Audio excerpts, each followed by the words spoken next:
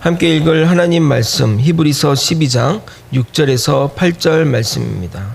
히브리서 12장 6절에서 8절 말씀입니다. 짧은 본문이라 다 함께 합독하시겠습니다. 함께 읽겠습니다. 주께서 그 사랑하시는 자를 징계하시고 그가 받아들이시는 아들마다 채찍질 하심이라 하였으니 너희가 참음은 징계를 받기 위함이라. 하나님이 아들과 같이 너희를 대우하시나니 어찌 아버지가 징계하지 않는 아들이 있으리요. 징계는 다 받는 것이거늘 너희에게 없으면 사생자요 친아들이 아니니라. 아멘. 지난번 말씀을 정리하고 오늘 본문으로 나아가도록 하겠습니다. 예수님은 죄를 인격적인 존재로 표현했습니다.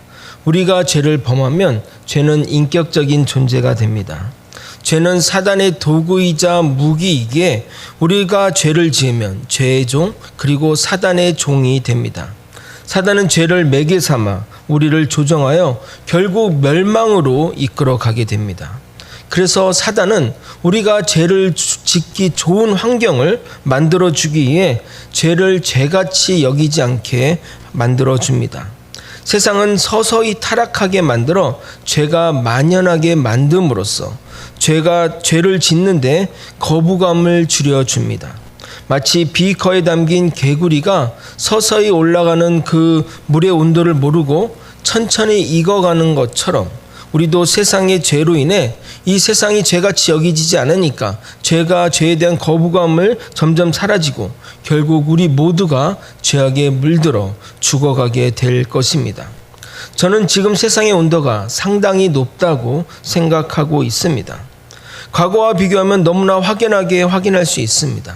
결혼 전 임신이 혼수가 되었고 전 남친이 자기의 아기를 유산시켰다는 이야기를 방송에서 폭로하듯이 말하고 어떤 영화배우는 자신이 유부남 정치인과 간통했음을 믿어달라고 법원 판결을 기다리고 있습니다. 요즘 젊은이들은 결혼 전 동거는 필수라고 생각합니다. 기억을 되살려 보게 되면 저의 대학 시절에 혼전 순결이 가장 중요한 배우자의 조건이었습니다. 아마도 사석에서 제가 이런 이야기를 하면 꼰대인가요? 또는 조선시대 선비인가요? 라고 하며 사람들이 저를 놀릴 것입니다. 한 연예인이 20년 전에 동성애를 커밍아웃 하자 그 자체가 큰 이슈였으며 그가 하는 발언 자체가 너무 생소하게 들렸습니다. 커밍아웃이란 단어를 그 사람 입에서 처음 들었으며 사회적으로 동성애의 배척이 엄청나게 심했습니다. 어떤 사람들은 그를 보면 칼로 찔러 죽이겠다고 말하는 사람도 있었을 정도였습니다. 그러나 이제는 방송에서 자유롭게 출연하면서 그의 사업과 가정을 자세히 소개하며 그를 지지하는 사람들도 정말 많아졌습니다. 그 연예인을 뭐라고 하는 것이 아니라 그만큼 시대가 변했음을 이야기하고 싶은 것입니다. 이처럼 금기를 깨는 일이 생기면 그 당시는 놀랍고 이슈가 되지만 사람들은 어느새 그것에 익숙해지고 웬만한 일들론 놀라지 않게 됩니다. 선을 넘는 것이 어렵지 한 번, 두 번 넘다 보면 어느새 그것은 당연한 것이 되어버립니다. 이처럼 세상의 죄악의 온도가 과거와 비교하면 상상하기 힘들 정도로 올라갔고 우리는 점점 더 죄를 죄같이 여기지 않게 되고 있습니다. 오늘은 회개에 대해 깊이 다뤄보고자 합니다. 기독교 신앙에서 가장 많이 오해되고 가장 잘못 알고 있는 신앙의 덕목이 바로 회개입니다.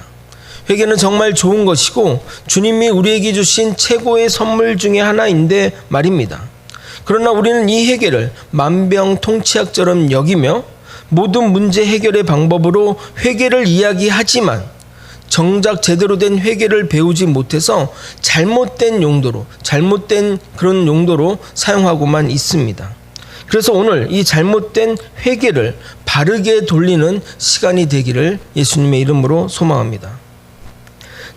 전도연 송광호 주연의 이창동 감독이 연출한 밀양이란 영화를 여러분은 아십니까? 사람들은 이 영화를 안티 기독교 영화라고 알고 있는데 절대 그렇지 않습니다. 이 영화는 기독교인이 잘못 알고 있는 회개와 용서에 대한 제대로 된 성찰을 그린 영화입니다. 못 보신 분들을 위해 영화 줄거리를 조금 설명드리면, 남편과 사별한 여자 주인공은 아들과 함께 남편의 고향인 밀양에 내려와서 피아노 학원을 하면서 정착해 살아보려고 했습니다.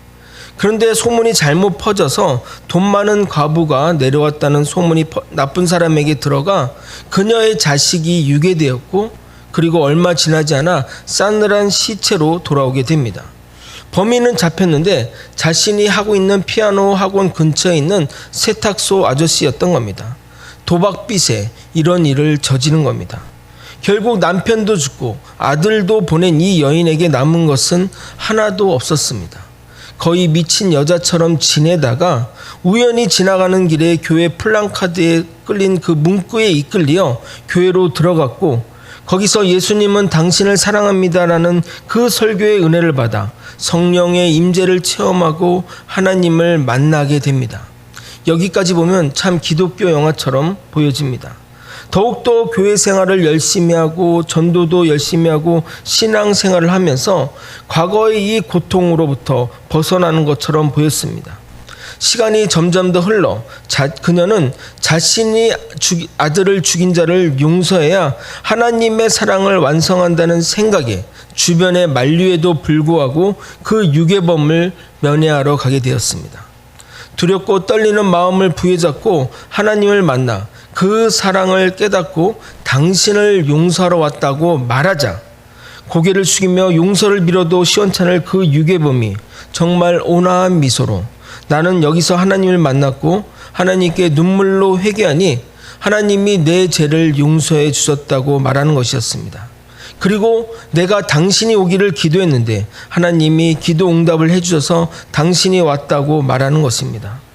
누가 용서하러 온 사람인지, 누가 용서받은 사람인지 뒤바뀐 상황에서 여인은 그때 이후로부터 안티 기독교적인 행동을 하게 됩니다. 그녀가 그렇게 한 행동의 이유는 왜 자기가 용서하지 않았는데 하나님이 먼저 용서했느냐라는 이것에 대한 불만입니다. 그러나 하나님의 용서는 인간의 용서 여부와 상관없이 이루어지는 것입니다.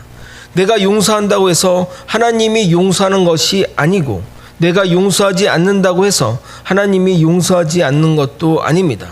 철저히 이 용서는 하나님 주권 안에 있는 겁니다. 그러나 그 유괴범의 생각 또한 잘못된 것입니다.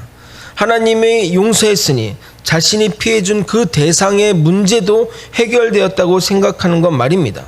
죄는 반드시 결과가 있습니다. 그 죄값을 이 땅에서 반드시 치러야 합니다. 하나님의 용서와 별도로 말입니다. 유괴범은 무엇보다 피해자에게 사죄를 구해야 했습니다. 먼저 우리가 오해하는 이 회개의 내용들을 좀 더 한번 신학적으로 살펴보도록 하겠습니다. 우리는 우리가 회개하면 하나님이 무조건 용서해 준다고 생각합니다. 마치 조건반사와 같은 물리의 법칙처럼 회개하면 하나님의 용서가 당연히 주어진다고 생각합니다. 그러나 우리가 믿는 하나님은 인격적인 하나님이지 기계적인 하나님이 아닙니다. 내가 누군가에게 잘못을 해서 그 상대방에게 사과할지라도 상대방이 그것을 무조건 용서해 줍니까? 사과하는 것은 기본이고 그 사과를 받아들일지는 상대방에 따라, 상대방의 마음에 따라 결정이 되는 겁니다. 우리가 아무리 사과를 하고 또 용서를 빌어도 상대방이 받아주어야 용서가 되고 화해가 이루어지는 것입니다. 하나님도 마찬가지입니다. 용서는 하나님의 주권에 속한 영역입니다. 그런데 마치 우리가 하나님께 그냥 기도만 하면 무조건 용서가 되는 것으로 생각합니다. 그러나 성경은 그렇게 이야기하지 않고 있습니다. 믿음의 사람들의 기도의 내용들을 한번 보도록 하겠습니다. 요에서 2장 13절 14절입니다. 제가 읽어드리도록 하겠습니다. 너희는 옷을 찢지 말고 마음을 찢고 너희 하나님 여호와께로 돌아올지어다. 그는 은혜로우시며 자비로우시며 노하기를 더디하시며 인애가 크시자 뜻을 돌이켜 재앙을 내리지 아니하시나니 주께서 혹시 마음과 뜻을 돌이키시고 그 뒤에 복을 내리사 너희 하나님 여호와께서 소제와 전제를 드리게 하지 아니하실지니 누가 알겠느냐. 요엘 선지자는 회개하는 자는 진심을 담아 회개하고 하나님께 돌아오라고, 하나님은 은혜로우시고 자비하시기 때문에 재앙을 내리지 아니하시지 않겠냐며, 우리가 이렇게 회개하면 혹시 하나님이 용서해 줄지 모르지 않냐며 의문문으로 끝냅니다. 회개는 용서라고, 회개 이꼴 용서라고 생각하지 않는다는 말입니다. 만약 그렇게 생각했다면 주께서 반드시 우리의 죄를 용서해 주실 것이라고 고백했을 것입니다. 아모스서 5장 15절은 이렇게 얘기합니다. 너희는 악을 미워하고 선을 사랑하며 성문에서 정의를 세울지어다. 만군의 하나님 여호와께서 혹시 요셉의 남은 자를 불쌍히 여기시리라. 아모스 선지자도 우리가 행해야 할 일들, 선을 행하며 정의를 세우는 일들을 다 하면 하나님이 혹시 불쌍히 여기시라고 의문문으로 말하고 있음으로써 우리가 해야 될 일들, 우리가 회개할 일들과 별도로 용서의 권한이 하나님께 있음을 말하고 있습니다. 이외에도 성경의 증거들이 너무나 많이 있습니다. 이스라엘 백성들은 제사를 드림으로 통해 자신의 죄를 속죄받으려 했습니다. 지금으로 말하면 회개함으로 용서함 받는 것과 동일한 것입니다. 그러나 하나님은 어떤 경우에는 너희가 열심히 제사 드릴지라도 그것이 속죄가 되지 않는다고 말씀합니다. 마치 우리가 아무리 회개 기도할지라도 하나님이 그 회개를 받지 않는 것과 동일한 것입니다. 이사야서 1장 11절부터 13절을 여러분이 한번 읽어보도록 하겠습니다. 이사야서 1장 11절에서 13절입니다. 여호와께서 말씀하시되 너희의 무수한 재물이 내게 무엇이 유익하뇨. 나는 수장의 번제와 살찐 짐승의 기름에 배불렀고 나는 숫송아지나 어린 양이나 숫염소의 피를 기뻐하지 아니하노라. 너희가 내 앞에 보이러 오니 이것을 누가 너희에게 요구하였느냐. 내 마당만 밟을 뿐이니라. 헛된 재물을 다시 가져오지 말라. 분향은 내가 가증히 여기는 바요. 월삭과 안식일과 대회로 모이는 것도 그러하니 성회와 아울러 악을 행하는 것을 내가 견디지 못하겠느라. 우리가 드리는 형식적인 제사나 마음에 없는 회개는 의미가 없다고 말씀하십니다. 오히려 그런 것들에 대해 힘들어하시고 귀찮아하십니다. 그러면서 그 이유를 설명하시는데 우리가 단순히 제사가 드리는 것만으로 끝이 아니라 내가 지은 죄나 잘못된 행동을 고치고 스스로 정결하게 된 후에 하나님께 나와야 된다고 말씀하고 있습니다. 그 전에 그것을 하기 전에 드리는 제사와 예배와 회개와 기도는 의미가 없다고 말씀하십니다. 이사야서 1장 15절 17절입니다. 너희가 손을 펼 때 내가 내 눈을 너희에게서 가리고 너희가 많이 기도할지라도 내가 듣지 아니하리니 이는 너희의 손에 피가 가득함이라. 너희는 스스로 씻으며 스스로 깨끗하게 하여 내 목전에서 너희 악한 행실을 버리고 행악을 그치고 선행을 배우며 정의를 구하며 학대받는 자를 도와주며 고아를 위하여 신원하며 과부를 위하여 변호하라 하셨느니라. 그러니까 입으로만 하는 회개, 입으로만 하는 용서가 중요한 것이 아니라 삶으로부터의 회개, 우리가 지은 죄들에 대한 속죄가 우선되어야 한다는 것입니다. 또한 제사를 드리는 사람이 여전히 죄악을 저지르면서 주님께 나온다고 해서 그것이 해결되는 것이 아니라 그런 제사는 주님이 일절 받지 않는다고 말씀하십니다. 차라리 그런 제사보다는 실제 너희 삶에서 정의를 행하는 것이 더 중요하다고 말씀하고 있습니다. 잠언 15장 8절입니다. 악인의 제사는 여호와께서 미워하셔도 정직한 자의 기도는 그가 기뻐하시니라. 잠언 21장 3절. 공의와 정의를 행하는 것은 제사를 드리는 것보다 여호와께서 기쁘게 여기시니라. 주님이 진정으로 기쁘시게 받으시는 제사는 우리의 재물이 아니라 우리의 삶으로 드리는 예배입니다. 그래서 로마서에는 우리의 삶을, 우리의 그 정직한 삶을 산 제물로 드리라고 말씀하고 있습니다. 우리의 삶이 주님이 받으실 만한 제물이 될 때 하나님이 기뻐 받으시는 제사가 되는 겁니다. 로마서 12장 1절입니다. 그러므로 형제들아 내가 하나님의 모든 자비하심으로 너희를 권하노니 너희 몸을 하나님이 기뻐하시는 산 제물로 드리라. 이는 너희가 드리를 영적 예배니라. 그러므로 영화 밀양의 유괴범은 하나님께 용서를 빌기 전에 자신의 죄악으로 인해 피해를 본 그 엄마에게 무릎 꿇고 사죄해야 하는 것입니다. 하나님께 용서해 달라고 하기 전에 말입니다. 사정상 전후가 바뀌었다 할지라도 피해자에게 더 이상 용서받을 것이 없다는 양 당당하게 행동해서는 절대 안 되는 것입니다. 예수님도 그 부분을 지적하고 있습니다. 마태복음 5장 23절 24절을 읽어보도록 하겠습니다. 그러므로 예물을 제단에 드리려다가 거기서 내 형제에게 원망 들을 만한 일이 있는 것이 생각나거든 예물을 제단 앞에 두고 먼저 가서 형제와 화목하고 그 후에 와서 예물을 드리라. 여러분이 누군가의 손해를 끼쳤다면 최선을 다해 피해 복구를 하셔야 됩니다. 과거의 갯돈 피해가 교회 중심으로 많이 벌어졌습니다.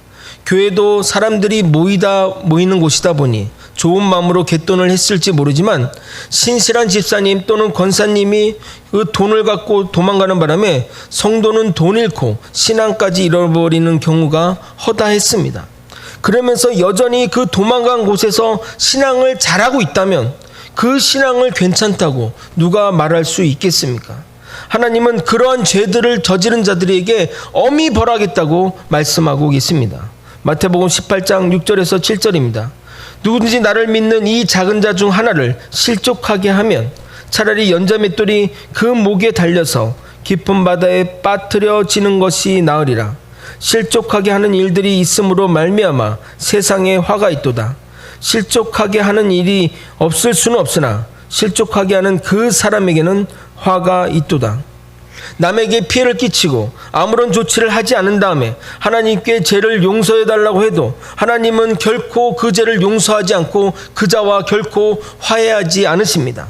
우리는 그동안 이것에 대해 너무나 간과했습니다. 그래서 이기적인 성도들을 양산했고 세상 사람들이 하나님을 오해하게 만들었습니다. 하나님은 우리 모두의 하나님이십니다. 이웃이 눈물을 흘리며 애통하고 있는데 그 눈물에 대해서는 아무런 조치를 안 하고 있는 그 사람들을 괜찮다고 하실 하나님이 아닙니다. 이 사실을 결코 잊어서는 안 됩니다. 우리가 또 명심해야 할 것은 자신의 잘못을 회개하면 용서는 받지만 그 죄의 결과는 되돌릴 수 없다는 겁니다. 그동안 이 죄의 용서만 강조했지 죄의 결과는 무시해 왔습니다. 카인이 범죄하여 아벨을 죽였습니다. 카인은 회개하여 여호와 하나님께 용서를 받았습니다. 그렇다고 아벨이 살아 돌아왔습니까? 아벨의 삶이 다시 복구가 되었습니까? 카인과 그 후손도 죄값을 받아 결국 멸망의 삶을 살아갔던 것을 기억하셔야 됩니다. 다윗은 밧세바와 간음하여 범죄하였으나 후에 애통해하며 회개했습니다. 하나님은 그 다윗을 용서하셨습니다. 하지만 그 때문에 그가 죽인 우리아는 살아 돌아오지 못했고 밧세바와 간음에서 낳은 아이는 죽었습니다. 그리고 그의 인생은 그 이후로부터 칼이 끊이지 않는 인생을 살아야 했습니다. 그가 죄를 지음으로부터 하나님께 받은 저주의 내용들입니다. 실제 이것들이 실현되기도 했습니다. 사무엘사 12장 10절에서 15절입니다. 긴 본문이지만 읽어드리도록 하겠습니다. 이제 내가 나를 업신여기고 햇사람 우리아 아내를 빼앗아 내 아내로 삼았은즉 칼이 내 집에서 영원토록 떠나지 아니하리라 하셨고 여호와께서 또 이같이 이르시기를 보라 내가 너와 내 집에 재앙을 일으키고 내가 내 눈앞에서 내 아내를 빼앗아 내 이웃들에게 주리니 그 사람들이 내 아내들과 더불어 백주에 동침하리라. 너는 은밀히 행하였으나 나는 온 이스라엘 앞에서 백주에 이 일을 행하리라 하셨나이다 하니 다윗이 나단에게 이르되 내가 여호와께 죄를 범하였노라 하매 나단이 다윗에게 말하되 여호와께서 당신의 죄를 사하셨나니 당신이 죽지 아니하리려니와 이 일로 말미암아 여호와의 원수가 크게 비방할 거리를 얻게 하였느니 당신이 낳은 아이가 반드시 죽으리라 하고 나단이 자기 집으로 돌아가니라. 우리의 아내가 다윗에게 낳은 아이를 여호와께서 치심에 심히 안는지라.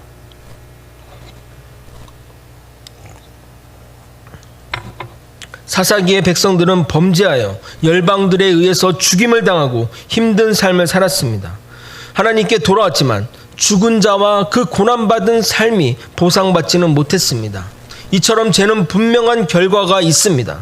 병과 가난과 고난이 닥치거나 심하면 사망에 이르게 됩니다. 그런데 왜 죄의 결과가 있는 줄 아십니까? 죄는 본인과 다른 무고한 사람들에게 피해를 주기 때문입니다.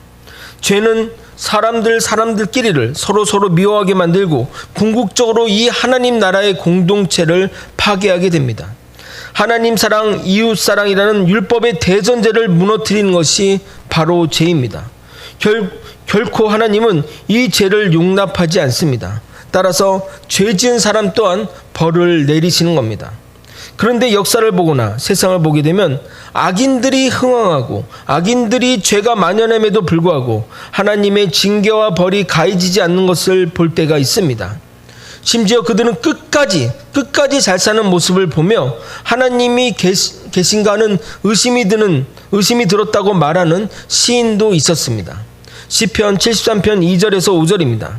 나는 거의 넘어질 뻔하였고 나의 걸음이 미끄러질 뻔하였으니 이는 내가 악인의 형통함을 보고 오만한 자를 질투하였음이로다. 그들이 죽을 때에도 고통이었고 그 힘이 강건하며 사람들이 당하는 고난이 그들에게는 없고 사람들이 당하는 재앙도 그들에게는 없나니 자신의 권력을 위해 끝없이 악을 행하는 독재자나 온갖 범죄를 저질러 놓고 법과 돈의 권력으로 보호받는 악인들을 보면 시험 들 만한 것이 당연한 일입니다.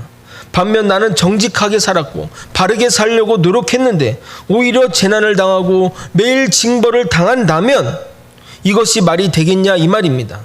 나는 그들처럼 못 살아서 그런 것이 아닌데 말입니다. 나도 악을 행할 수 있고 거짓을 행할 수 있는데도 말입니다. 그래서 하나님을 믿는 이 시인도 이 문제를 풀 수 없다고, 그래서 이것이 심한 고통이라고까지 고백하게 됩니다. 시편 73편 12절부터 16절을 읽어도록 하겠습니다. 볼지어다 이들은 악인들이라도 항상 평안하고 재물은 더욱 불어나도다. 내가 내 마음을 깨끗하게 하며 내 손을 씻어 무죄하다 한 것이 실로 헛되도다. 나는 종일 재난을 당하며 아침마다 징벌을 받았도다. 내가 만일 스스로 이르기를 내가 그들처럼 말하리라 하였더라면 나는 주의 아들들의 세대에 대하여 악행을 행하였으리라. 내가 어떻게 이르랄까 하여 생각한즉 그것이 내가 심한 고통이 되었더니. 이것에 대한 결론은 잠시 미뤄두도록 하겠습니다. 이 악인들의 심판에 대한 이야기는 나중에 깊게 다뤄보고자 하겠습니다. 궁금하신가요? 고난주간 때 깊게 다루도록 하겠습니다. 그러나 확실히 우리가 알아야 할 것은 하나님을 믿는 사람들은 죄를 지으면 징계를 내리신다는 겁니다. 왜냐하면 우리는 하나님의 자녀이고 하나님이 우리를 사랑하시기 때문에 징계를 내리시는 것입니다. 오늘의 본문을 다시 한번 읽어보도록 하겠습니다. 히브리서 12장 6절에서 8절입니다. 여러분이 함께 읽도록 하겠습니다. 함께 읽겠습니다. 주께서 그 사랑하시는 자를 징계하시고 그가 받아들이시는 아들마다 채찍질 하심이라 하였으니 너희가 참음은 징계를 받기 위함이라. 하나님이 아들과 같이 너희를 대우하시나니 어찌 아버지가 징계하지 않는 아들이 있으리요. 징계는 다 받는 것이거늘 너희에게 없으면 사생자요 친아들이 아니니라. 저는 제 자녀를 저의 목숨같이 사랑합니다. 그러나 제 자녀들이 잘못된 길로 가면 저는 그것들을 그대로 내버려 두지 않습니다. 고쳐줄 때까지 혼을 내고 만약 그것이 안 된다면 매를 들 때도 있습니다. 만약 우리 애가 부모의 돈에 손을 댄대. 야, 손기술 좋은데 한번 잘해봐라. 좀 노력해봐. 크게 될 거야. 이렇게 할 부모가 어디 있겠냐 이 말입니다. 고쳐질 때까지 혼을 내고 안 되면 때려서라도 혼을 내지 않겠냐 이 말입니다. 그러나 아들이 눈물로 잘못했다 하면 언제 그랬냐는 듯이 용서하고 다시 사랑으로 품어줍니다. 그러나 만약에 남의 아들이 그렇게 한다면 뭐라고 하겠습니까? 뭐라고 잔소리는 할 수 있겠지만 매는 들거나 혼을 내지는 못할 것입니다. 그런데 하나님은 우리의 아버지이십니다. 그러기에 그 죄를 지으면 하나님은 그 죄의 대가를 반드시 치름으로써 그 아들이 제대로 된 길로 갈 수 있게 하나님은 만드십니다. 그것이 우리가 하나님의 자녀이기 때문인 것입니다. 말씀을 정리하겠습니다. 우리는 잘못 이해한 은혜의 복음으로 인해서 죄 지으면 용서받으면 되지 하며 죄에 대해 심각하게 생각하지 않았습니다. 그러나 우리 지은 죄는 반드시 죄에 대해 결과가 있고 그에 따른 징계가 있습니다. 하나님의 용서는 우리가 지옥 갈 죄를 면해 주신 것이지 우리의 행동의 결과까지 되돌려 놓으시지는 않으십니다. 죄를 지으면 내 죄로 인한 생긴 피해자에게 사과하고 그 피해 복구를 위해 최선의 노력을 하고 용서를 구해야 합니다. 그러한 조치 없이 하나님께 용서를 구해도 하나님은 우리를 용서해 주시지 않습니다. 회개와 용서는 회개하면 당연히 용서된다는 것이 당연한 수순이 아니라는 것입니다. 우리가 회개해도 하나님은 용서하지 않을 수 있습니다. 용서는 철저히 하나님의 주권입니다. 우리는 그동안 회개를 만병통치약으로 생각했고 너무나 가볍게 생각했습니다. 그래서 잘못을 저지르고도 피해 복구는 신경 쓰지 않고 하나님과의 관계만 회복된다면 가능하다며 하나님께 회개하고 하나님께 용서를 구했습니다. 그러나 그것은 회개가 아닙니다. 내 죄에 대한 죄책감을 덜기 위한 행동일 뿐이며 책임 회피일 뿐입니다. 하나님은 우리에게 우는 자와 함께 울라고 말씀하십니다. 우는 자를 내팽개치고 우리의 죄악을 그냥 눈 감아주실 하나님이 아님을 우리는 반드시 명심해야 합니다. 하나님이 기뻐 받으시는 예배는 우리의 삶을 산 제물로 드리는 그 예배입니다. 여러분의 삶이 주님이 받으실 만한 제물이 되십니까? 주님이 받으실 만한 삶을 살아가는 저와 여러분이 되시길 예수 그리스도의 이름으로 소망합니다. 우리도 함께 찬양하고 우리 함께 주님께 나아갔으면 좋겠습니다.